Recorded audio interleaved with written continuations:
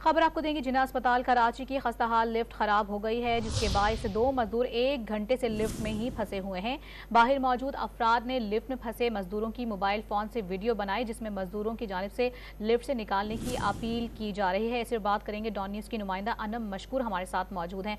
अनम, 1 घंटा गुजर गया है, इंतजामिया की जानिब से कोई इस हवाले से क्यों नहीं कोई मदद की जा रही, इन मजदूरों को बाहर निकालने की कोशिश क्यों नहीं की जा रही? जी बिल्कुल, काफी देर से ये वाकया जो है सामने आ रहा है। इसके बावजूद इंतजामिया की तरफ से कोई अभी जो है अफसरान सामने नहीं आए हैं। इस वक्त जो है इस टाइम जो ज्यादातर अफसरान की जो एडमिन ब्लॉक है उनकी छुट्टी भी हो जाती है, ये वजह भी एक सामने है, लेकिन इन्फॉर्म कर दिया गया है।